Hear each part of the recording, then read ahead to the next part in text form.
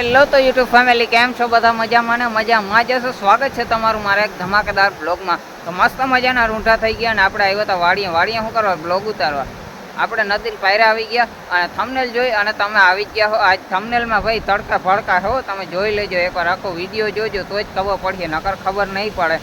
તો આજ થંબનેલમાં એવું છે કે આપણા કોઈક ભાઈ છે, જોઈ લો પહેલે. એની હે ને આપણા ભરતભાઈ માથે રોસ્ટ વિડીયો ઉતાર્યો તો ભરતભાઈ પાછો રિપ્લાય વિડીયો ઉતાર્યો તો રિપ્લાય વિડીયો હે ને એની ક્લિપ આપણી પાસે છે, એ તમને અગ્નિ દેખાડું. એ પહેલાં છે ને તમે વિડીયોમાં બન્યા રહેજો અને આખો જોવો ને તો જ ખબર પડીએ હું થયું ને હું નથી થયું. તો આ ભાઈને હે ને મૂંઘો પડી ગયો રોસ્ટ વિડીયો ઉતારવો, કેમ કે ભરતભાઈને હે ને આબરૂના જ્યાં ઉડાડી નાખ્યા હે.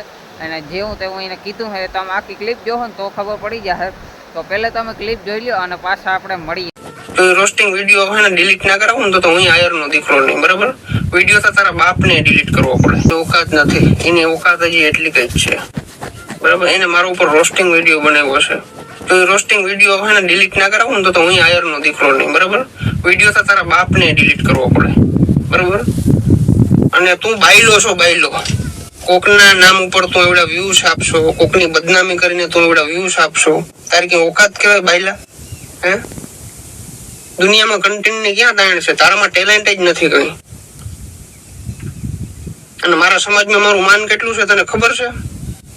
એક હાથ નાખે ને તારી ચડ્ડી ભીની કરી નાખીએ.